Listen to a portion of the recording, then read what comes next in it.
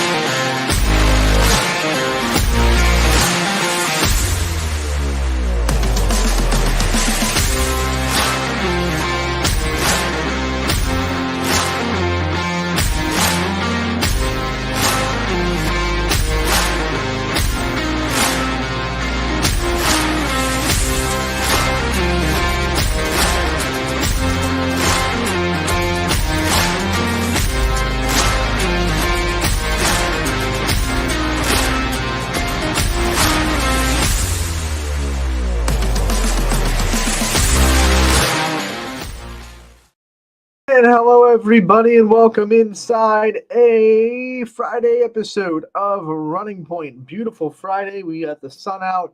We have Week 9 football on tap.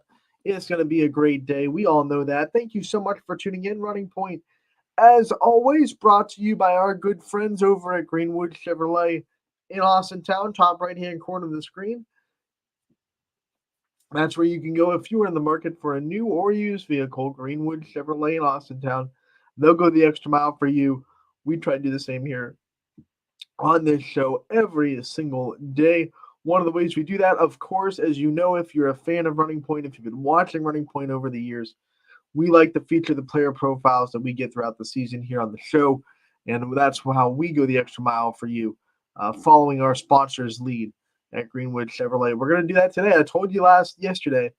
I told you we had a pretty good player profile with a pretty good player and a pretty good team, right? That's how I teased it, and we have a good one today. Walter Moses from Perry, state champion, Toledo commit, D1 football commit, going to be QB1 in Toledo one day, very soon. What a great conversation it was. We will feature that player profile a little bit later on in the show. It's going to be a fun one. Don't miss it. You don't want to miss it. Why would you want to miss it? We will first, though, like we always do, go into the scoreboard on ysnlive.com and talk about the action from last night. We had tournament action in volleyball and soccer. And this was, like I said, the big slate of volleyball games, a big chunk of teams getting started in tournament action last night. Another big chunk on Saturday, more sectional finals on Saturday. But here's how last night's sectional finals went. Howland sweeps Hawken 3-0. So they advance into the district semis. They'll travel to Hoban and they'll play Westview in the district semifinals on Tuesday. Boardman able to sweep Ursuline 3-0. You have Avon Lake beating East 3-0, the final score there. Girard gets the sweep over Akron Manchester 3-0. Girard advancing to the district semis against Columbiana, at Columbiana too, by the way. So that'll be fun. Crestview, they are rolling over the Pirates 3-0. That's the third win over Southeast on the season. So Crestview advances. Garfield advances as well. They beat Brookside 3-0. LeBray, they fall to Canton Central Catholic in 3 sets. And man, was it just a shame that Canton Central Catholic was ranked 23rd, because that is just so not what they deserved at all. I watched this team live. They went to states last year. I know they lost a lot. They're not the same team that went to state last year, but at the same time, like, my word, they're much better than 23rd. When I look at that, when I look at seeds like that, that makes me so ready for Max Prep's rankings, or whatever they're going to use as rankings. Just coach vote. You're asking these coaches who are spending all their time on their team to look at other teams around the whole district, which is now a lot bigger than it used to be, and try to vote on these teams that they probably don't know anything about. They probably saw the Crusaders' record, which isn't anything that's going to be talked about. The record's not great. And they said, oh, 23. Let's just, and no, no. This team plays an independent schedule in the Canton area, which is strong in volleyball, and they're a high level volleyball. They just are. I mean, they're underseeded, way underseeded, and LeBray had a tough draw. That's for sure. But you got to beat tough teams at some point in the tournament anyway, and you can't complain too much about that. So a tough one for LeBray. They get swept, and they will end their season in the sectional finals. Western Reserve gets the 3-1 victory over Lake Ridge Academy. St. John, no problem with Bristol, 3-0 in that one. Um, Latonia falls to Open Door Christian, 3-0. Wellsville beats Lordstown, no problem there. That's a sweep in the sectionals.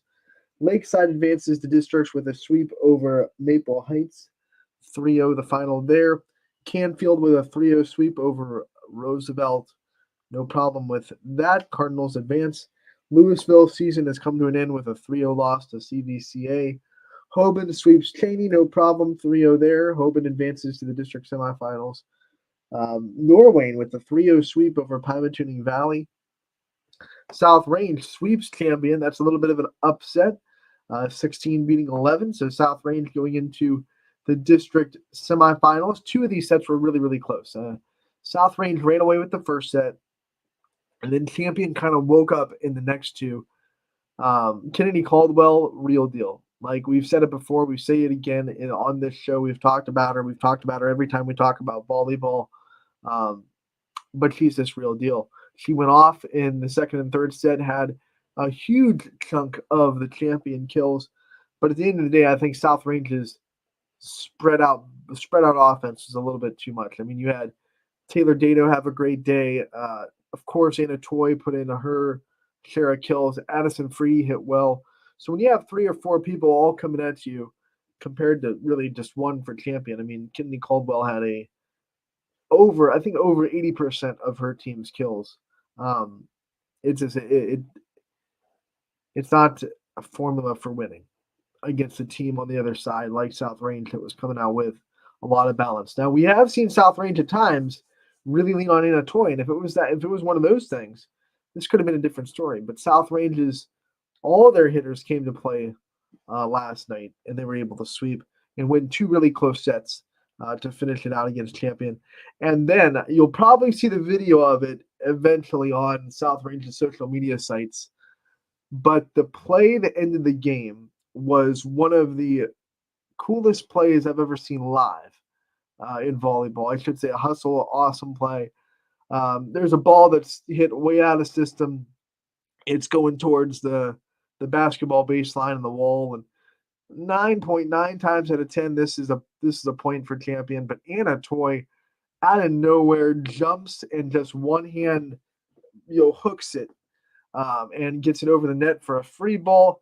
And actually, Champion they couldn't get it back over. So that was the game-winning play for South Range in the third set. That made everyone just in the gym go nuts. Ridiculous last play for the Raiders.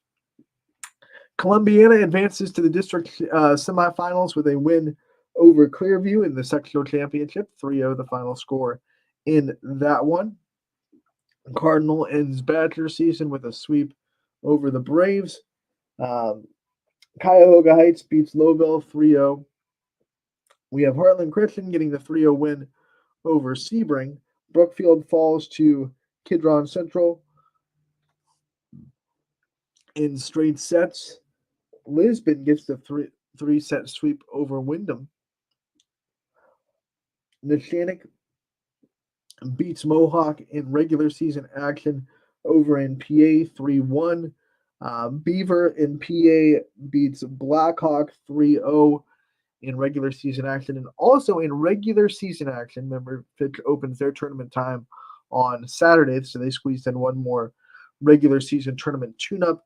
They fall to Massillon Jackson in 5-3-2.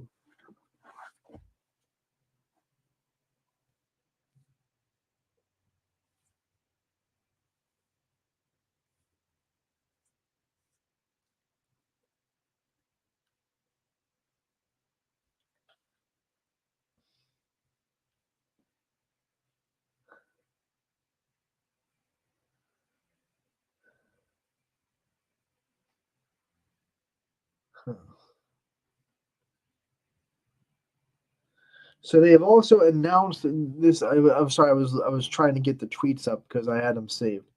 They have announced the locations for East Liverpool and Beaver Local district semifinals in the East District.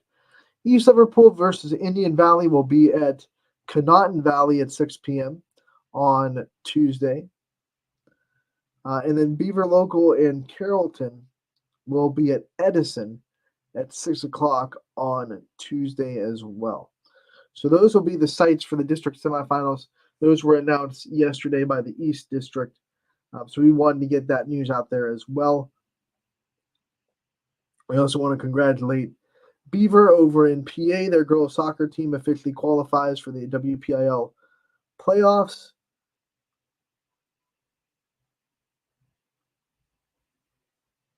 So those are some breaking news that we got from good old social media.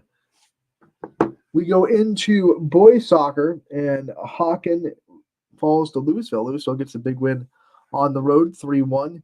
East Liverpool gets the win over Harrison Central. Both road teams in YSN getting the upset victory in tournament time in boys soccer. East Liverpool and Louisville both going on the road and getting wins there. We go to girls soccer. JFK with a 2-0 win to advance over Northwestern. Rootstown with a 7-0 victory over Garrettsville Garfield. They end the G-Men season. Andrews Osborne Academy. They end South Ranges season with an 8-0 victory over the Raiders. Double overtime win for Springfield, 3-2. They come back and win over Waterloo. They were down 2-0. Came back to win 3-2 in double overtime. That's an exciting way to advance the districts for Springfield. Crestview season ends with a 6-0 loss to Smithville, 5-0, excuse me. Mooney gets the big win to go to districts, 8-0 over Cuyahoga Heights. Same deal with Columbiana, 8-0 over St. Thomas Aquinas. Champion wins 10-0 over Wellington. We have United getting the win over Bristol, 4-0. Berkshire gets the win over Newton Falls, 8-0. Badger puts up a fight against Pymatuning Valley, but the Lakers come through with the 3-2 victory. And then Grand Valley falls to Chippewa, 8-0, the final score there. So those are the sectional finals for girls soccer, the winners of those games advancing to districts. It'll be an all YSN district semifinal and champion on Tuesday as they play United. That'll be fun. So one last look at the scoreboard before we take it down.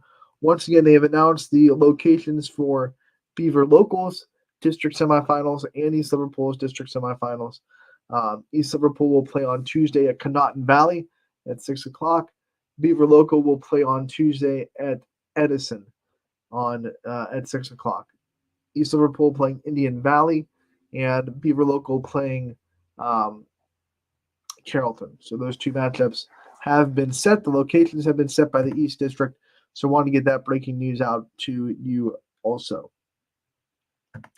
We are going to take a break here on Running Point, pay some bills, go to some sponsors. When we come back, we have player profiles to feature. We'll have Walter Moses from Perry coming at you. That'll be after the break on Running Point, brought to you by Greenwood Chevrolet in Austintown. 21 News delivers the news as it happens, using the latest technology from where it happens. Live here outside the Mahoney County. On air, online, Wednesday afternoon weather update. Very dangerous. and on the 21 News social media platforms. I'm on the road right now. 21 News, the Valley's only locally owned source for trusted news since 1953. Craftsmanship to us is 60 years of pride and dedication. Passed down from generation to generation. The hardwood floors that your kids take their first steps on.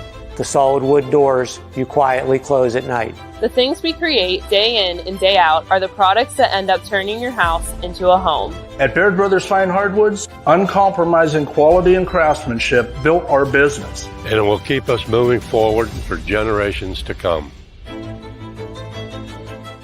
Going the extra mile at Greenwood Chevrolet means we want to take care of the community that takes care of us too. And we have to work together always. And that's how you stay in business for 40 years. You know, I love being a helper because when I help somebody, it makes me feel good.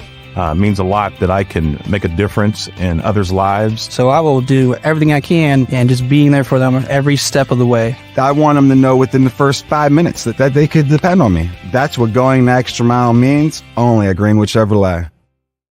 Before the lights come on, before the workday begins, before a long day is ended, or it's time to have fun, it all starts with the people at Joe Dickey Electric.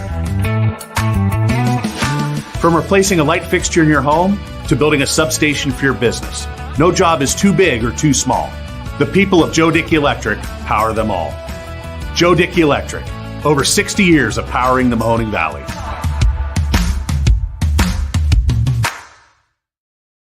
And welcome back to Running Point on ysnlive.com. Brought to you by our good friends over at Greenwood Chevrolet in Austintown, top right-hand corner. As always, we want to thank them for their constant support. And now we go on to a player profile here on Running Point, brought to you once again, Greenwood Chevrolet. And it is Walter Moses out of Perry.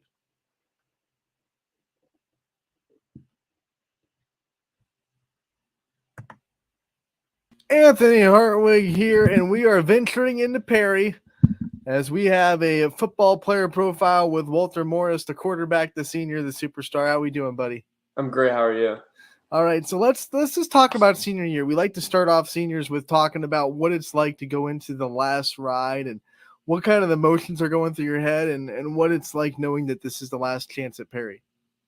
Yeah, I mean, it's definitely bittersweet. You know, I get to finish out my career with some of my best friends, but at the same time, it's the last time I ever played football with them. So you definitely have to have a balance between that.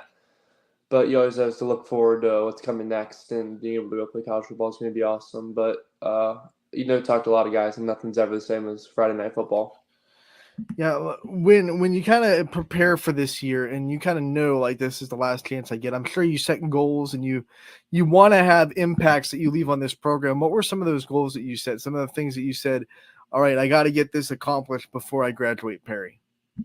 I mean, obviously the state championship was the biggest goal, and we were able to accomplish that this last year. We're obviously hoping to repeat that again this year in a different division. But except for that, I mean, it's just me and my senior grade class. You know, we've all grown up together. We just want to make a difference this year and really show Perry what our grade class was about and what we could do as a team together. Let's talk about winning state last year. You know, you roll through the playoffs. You go up against a team that beat you the year prior. You get through them. You win state. What was that journey like, you know, getting so far the year before and just taking that next step and winning state last year? Yeah, I mean, it was definitely hard. The South Range game 2 years, it was really hard. Obviously, they went on to win, and coming back to them the next year, we really felt that we were the team to beat that year. So going into that game with a whole new mindset and being able to beat them pretty good felt pretty darn good. And then from there, it was just kind of we're just playing football. You know, we looked who our next team was, and it was just kind of playing Perry football. What was it that gave the team that confidence? Like you said, you went into all those games, the South Range game, and even beyond that, knowing that you were the best team in the state, knowing that you were the team to beat. What gave you that confidence before you even won anything? So, I mean, obviously, we beat Kirtland last year. Fell a little short this year, but last year we were able to beat them. That kind of started the confidence. But at the same time, it was just a small town Ohio football. We've played football together since we were 6 years old, and it was just the stars aligned, and we had a really good team, and then we just kind of moved on from there. Now talk about what it's like coming off of that. You know, you're into a season now where you're the state champ, you're the reigning state champ. You got the target on your back. Everyone knows exactly who you are. You have a lot of teams that want to come back for you. What's that like, kind of, you know, trying to defend now instead of trying to chase down the championship? Yeah, I mean, it was pretty cool. I think we were able to enjoy our state championship for about a day until we got back in the weight room.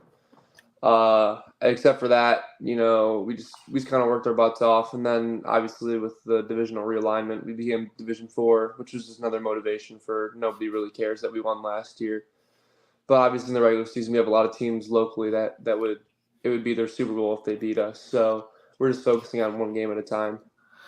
When you talk about this program and what makes it so special and what makes, it's such a good environment for a good team culture and winning culture, what are some things that come to mind that make Perry football and the coaching staff and the culture so great?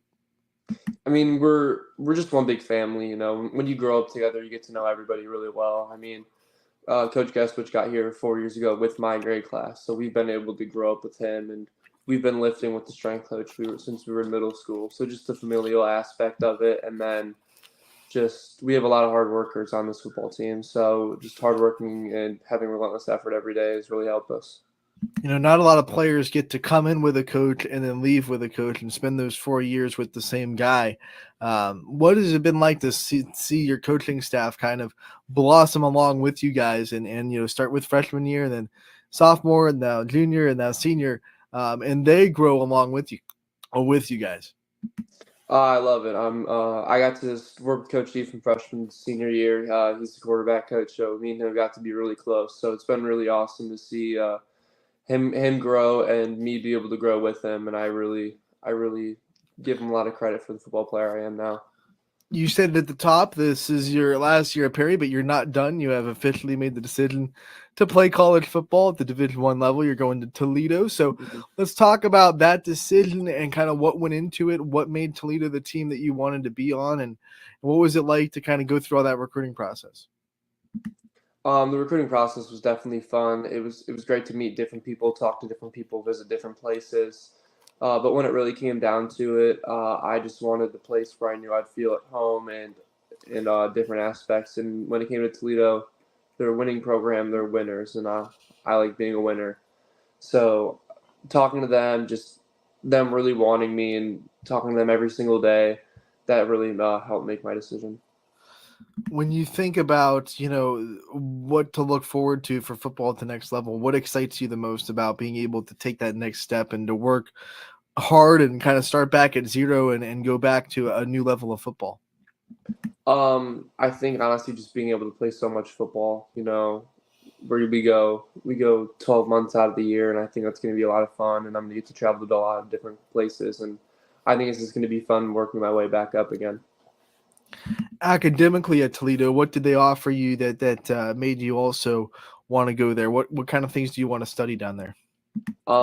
They had said they have a good schooling in general, but they have a law school, and I'm going to go into pre-law, so that was definitely a big advantage for me when I was looking at schools. Man, pre-law plus student athlete, that's awesome. What drove you towards wanting to go down that path? Is there something that made you want to go into that career?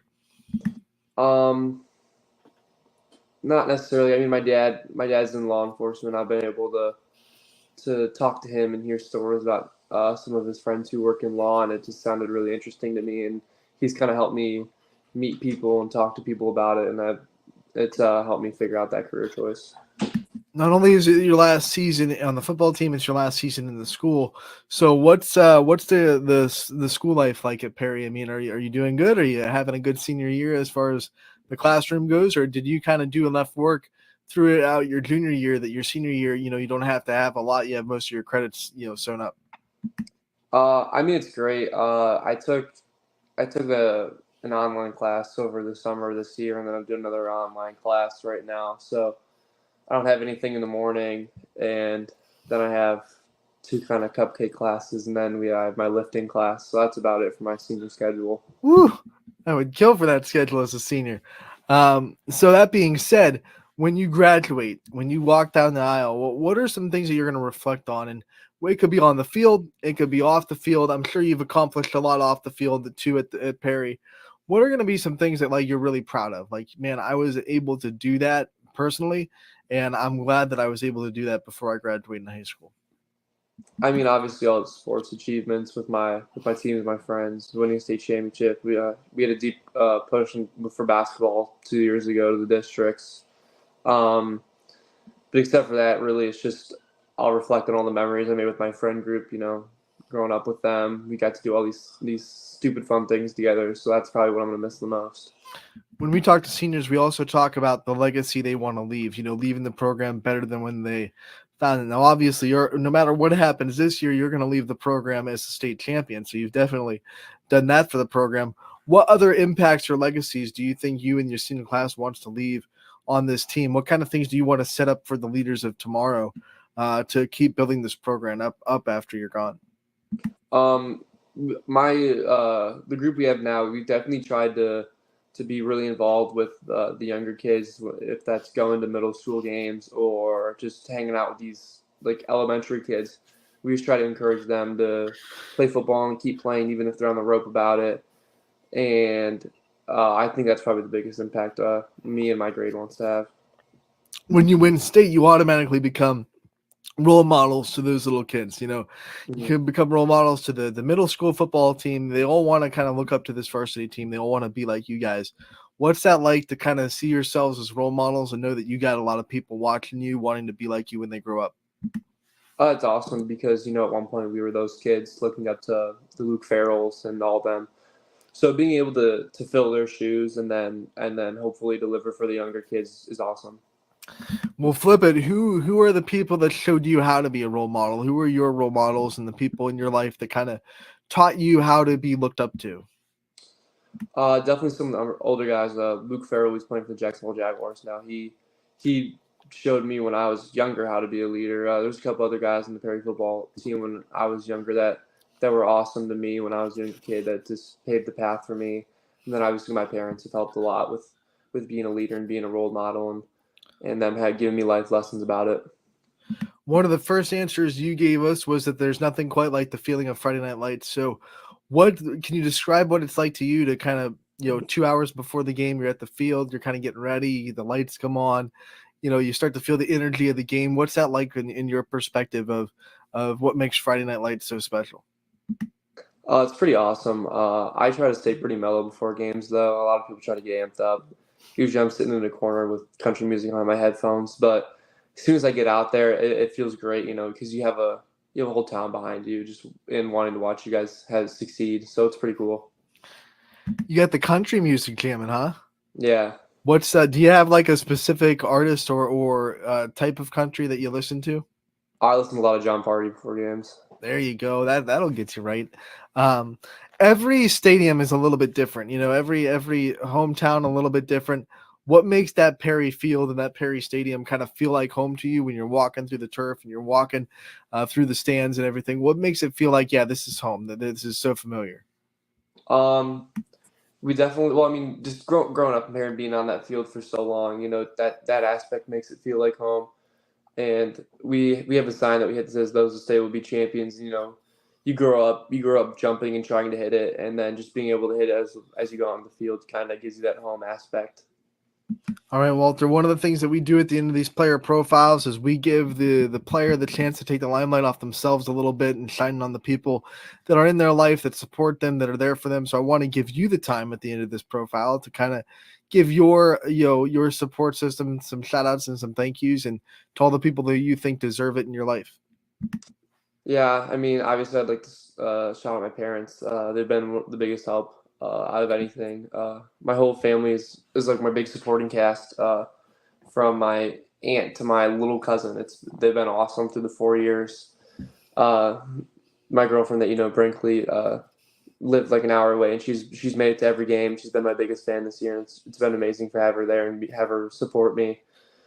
So. All right, well, we want to thank you so much for the time, man. We appreciate it. We are so glad that you're on the network now, and we wish you the best of luck the rest of this year. You know that we'll be there for the Pirates, and the YSN crew is always going to be rooting you guys on. So thanks for the time. We'll see you again real soon. Thank you. That was Walter Moses from Perry. Reigning state champions, looking to make it back-to-back. They'll have to do it in a new division this year, of course, because Perry moved up to Division 4. And that Division 4 looks pretty dang good. Pretty dang good when you include them into the mix as well.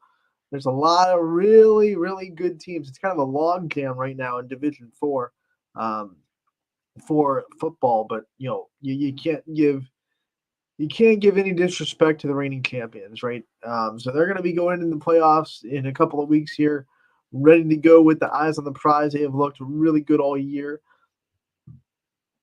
One loss, and remember it was to Kirtland, who is an also state powerhouse, and they lost in double overtime?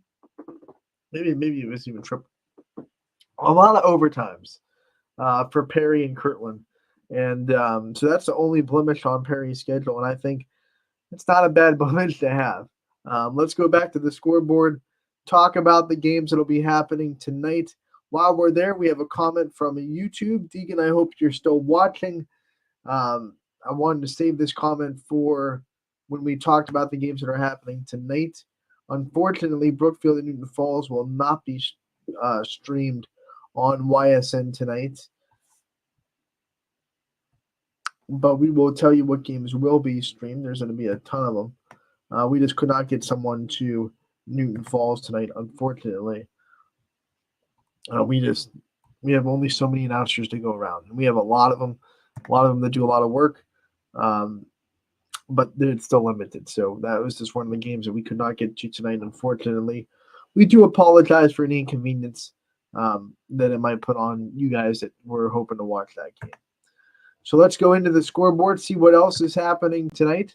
Friday, October 18th, 2024. It is week 9. We have 2 more weeks of the regular season before we start really talking about playoff time. And it starts with Beaver hosting Quaker Valley tonight. Hoban travels to Central York, PA.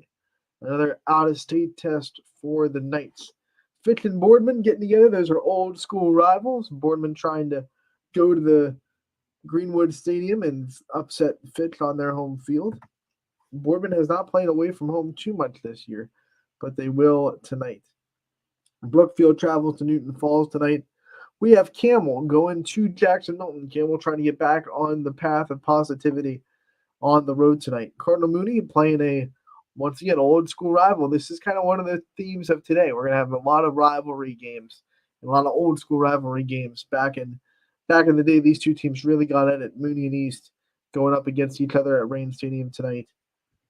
Champion going to Liberty tonight. Columbiana going to Wellsville in the EOAC, the highly contested EOAC, by the way. A lot of people probably thought coming into the year that might be a 1 or 2 horse race, but here we are coming down the stretch, and there are more than 2 teams that have a legitimate shot at keeping their eyes on that prize of the EOAC championship. East Liverpool on the road tonight. They'll be at Weir. Crestview and Garfield playing each other tonight. And man, I was so hoodwinked in my own brain because for the first couple of days of the week, I was like, man, can't wait for Garfield Crestview week 10. Here we go. Oops. Nope. They're playing this week. This is the one. This is the game that might decide. Well, actually, it probably should decide the whole conference. These 2 teams have been going at like a freight train right at each other for the last 9 weeks. They both looked pretty much unstoppable, especially after week 1 when Crestview had their only loss of the season. This is going to be fun. It's in Crestview, so Garfield making that longer than normal bus ride down to Columbiana County, and we'll see how it goes. That'll be a tough one for the boys to pick in the Power Hour. I'm glad they're the ones picking games and not me. Howland going to Canfield tonight. Hubbard in league play will go to Arrowhead Stadium and take on Girard. We have Jefferson going to Edgewood tonight in Ashtabula County. That is a rivalry that's usually, well, it used to be for a while at the start of the season. And now here we are in week 9 playing each other.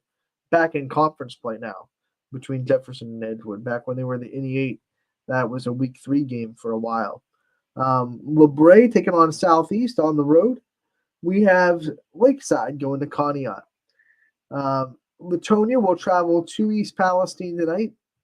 We have McDonald going to Springfield. Oh, that's going to be a good one. McDonald, Springfield. Man, we've been saying it since probably week 3. The MVAC Scarletier was full of really good teams and was going to have really good matchups. And it has not disappointed this year. And I think there's another one right there, McDonald and Springfield, that's going to be an instant classic. Last week against Middle Ridge, Springfield pulls out one of those just program kind of defining wins. What is going to live on in their memories for a while. And now they're back home against McDonald. McDonald trying to do the same thing. It would be a big win for the Blue Devils to go to Springfield and get a win on their home turf.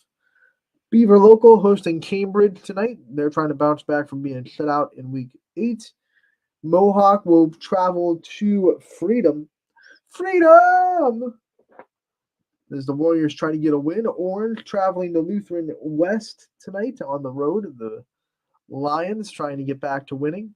Poland going to Lakeview tonight, staying in the 88. Salem goes to Marlington. We have South Range on the road again. They'll go into Louisville. This is a non-conference game for the Raiders against a upper division independent team. So this will be a big computer point win for the Raiders if they're able to get it done on the road. Southern and Lisbon squaring off. The Indians trying to avoid any kind of trap game against the Blue Devils on the road. You can never know what Lisbon will have in store for you when you go into their place. Struthers going to Niles tonight. We have Ursuline going to Cheney, another old school rival. We talked about it. These old school rivalries going down. And that's another one. Ursuline and Cheney playing each other in Cheney. Waterloo will be traveling to Lowville tonight. West Branch goes to Carrollton. Carrollton coming off that overtime win against Salem. Perry will be hosting West Tiaga. Middle Ridge stays at home against Western Reserve tonight. They're trying to bounce back from the heartbreaker a week ago. And Wyndham to close out the scoreboard, going to Pymatuning Valley tonight to play the Lakers. That'll be a big test for the Bombers. The Lakers known for their size, the Bombers known for their speed. That is going to be a strength on strength, right? How much can Wyndham's speed counteract the size and strength of Pymatuning Valley? We're going to have to see that tonight. Let's go into the spreadsheet, see what games are going to be broadcasted live on the network tonight. You can find all these games at ysnlive.com/live. Quaker Valley and Beaver will be covered by Noah Doty and CJ Rhodes. We have Cambridge and Beaver Local. That one covered by Michael McKenzie, the voice of the Beaver Local Beavers. Matt Marr going to be in Jackson Milton for Campbell and Jackson Milton. Jordan Barber going to be in Liberty for their matchup with Champion. We have Gary Altizer in Wellsville as Columbiana comes to town. Ty Bartell and Nick Van Pelt going to be tandeming up for the big game at Crestview between the G-Men and the Rebels. Another two-man crew is DJ Oakley and Craig Walters getting together to call Howland and Canfield tonight. We have Zach Svensson and Braden Balla calling the Hubbard and Gerard game. Larry Jennings and Scott Demas at Jefferson Edgewood. The WOW TV crew has you covered for Conneaut and Lakeside. Tim Figley going to be on the call as East Palestine goes and hosts Latonia. Chris Sigler and Steve Leslie both together on the mic. That should be a fun one. With those two both together, McDonald going to Springfield. That'll be fun. Matt Romeo has you covered for Poland going to Lakeview. Rob Johnson has you covered for Louisville hosting South Range. We have Dom Pearson covering Southern Local at Lisbon, so he'll be on the road with Southern. Dom called an excellent game with Southern last week against Valley Christian, so if you did not tune into him last week, make sure you tune into him this week. You will not be disappointed with what he's able to do. Dakota Kotzel will be on the call as Niles hosts Struthers. Tim Corso going to be on the call, traveling with Ursuline to Cheney. Eric Hughes has you covered in Lowville as they host Waterloo. The Perry School crew has you covered for their matchup with West Tiaga. Chris Colucci going to be traveling with Western Reserve as he'll have the call with them in Middle Ridge. Chad Paul has you covered for Wyndham and Pymatuning Valley. We have Matt Mowry and Jared Niederheiser on the call for Salem at Marlington. That has been cleared, so Marlington gracious enough to let us into that game, and they'll have the call for you on that one. West Branch and Carrollton will be covered by the school. So Carrollton will have a fee that we'll be able to share on for that game. And then the rest of the games that are going on tonight will unfortunately not be on ysnlive.com, but they will be on the scoreboard. We'll be actively updating the scoreboard, and we'll have updates on the scores on the Audible call with Mike Ackelson, which starts at 7 o'clock. We'll also have you covered for the scores of those games on the Joe Dickey Electric Scoreboard Show, which comes up after all the games get finished, usually somewhere around 10:15 is when we get that show started. So stay tuned for that. If you're a fan of any of the teams that did not get mentioned on the broadcast schedule, they will be constantly updated. We will keep an eye on all those games. We are not leaving them out to pasture. Promise you that. While we're here and we're going to be previewing tomorrow as well, we have kind of a busy day tomorrow on YSN. We are going to have football for you. United and Valley Christian is going to be covered by Noah Doty and CJ Rhodes tomorrow. We have Sam Torres going to be doing some work tomorrow as Grand Valley will go to Ashtabula St. John. Noah Doty and CJ Rhodes have you covered for Warren JFK against Cleveland Central Catholic as well. And then we are proud to bring you the Bantam JV and varsity games in the EOYFL Super Bowl II Division 4 at Wellsville. We have the Bantam game between Columbiana and Edison at 1:30. We have the JV game between United and Columbiana at 3:30, and then the varsity game between United and Edison at 5:30. So make sure to tune into that. Wonderful sponsors have stepped up to help us bring that to you live, so that'll be on tomorrow as well. DJ Oakley will have the call of all three games. We'll also have our ace photographer, Gary Leininger, there to take pictures of those too. So if you're a fan of those teams, make sure tomorrow to head on down the Smug Mug and check out the games that our wonderful photographer, Gary Leininger, gets as well. Now, when we come to volleyball, we do have tournament time tomorrow as well. We're going to go into the scoreboard to go over those games real quick and talk about the games that are happening in postseason tomorrow in volleyball, as it has not been. I'm sorry, am I on the right date? Oh, there it is. It took a minute to load. I was like, wait a minute. So there are the football games right there. But volleyball, here's how the tournament will be. Tomorrow, Edgewood getting things started against West Cuyahoga. We have Niles going to Bucktown. Salem hosting Field. Poland getting started as they go to Hubbard. We have Conneaut and Jefferson squaring off with each other. Cardinal Mooney getting things started as they will play Akron Springfield. Perry hosts Lutheran East. Orange on the road to start their tournament run. They will have Holy Name. Struthers will play Trinity. We have Lakeview hosting Cleveland East Tech. Canal Fulton Northwest playing West Branch. Grand Valley going to Hillsdale. Springfield and Jackson Milton getting together for the third time this year. We have Waterloo and McDonald. That's also a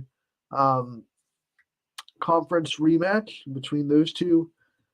United and JFK getting underway. Liberty will travel to Lake Center Christian. Middle Ridge has Fairport Harding. We'll have Valley Christian going to Kirtland. Southern going to Lawtonville. And then last but not least, Newton Falls will get things started against Matthews. So that's all coming at you tomorrow for volleyball tournament action. By the end of the weekend, we will have districts completely set. District semifinals will be Tuesday and Wednesday. The games that are going to be played tomorrow will be played on Wednesday. The games that were played last night, those district semifinals will be Tuesday. And then the district championship games for volleyball are going to be on Thursday and Saturday accordingly. So it'll be Tuesday, Thursday, Wednesday, Saturday for those games next week. So if you play on Tuesday, you'll play on Thursday. And if you play on Wednesday, you'll play on Saturday. So that'll be fun. District championships are always good to have. And we hope to have a handful of them on YSN, especially with the added divisions. We have so many more chances to get district championships. We should be celebrating quite a bit next week, teams going to regionals. So can't wait for that. But first, we have to square up the sectionals, right? So sectionals finish out tomorrow. And week 9, I want to remind everybody that the games tonight for football can be found on ysnlive.com/live. We will have the audible call with Mike Ackelson at 7 o'clock, which will flip from game to game to game. And then as the night goes on, we will focus on the really competitive ones and make sure You stay updated on the close games down the stretch.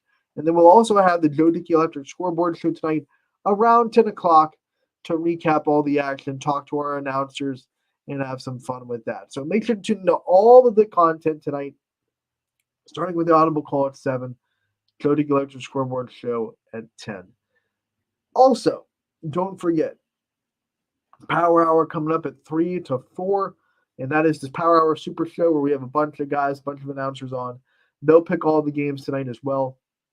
So if you want to know what YSN personalities think is going to happen tonight, tune into that, please, at 3 to 4. So we really have you covered all day. We had Running Point 1 to 2, Power Hour 3 to 4. That takes you to Audible Call at 7, which takes you to the Joe Dickey Electric Scoreboard Show at 10. So it's a busy Friday as always on YSN. We wouldn't have it any other way.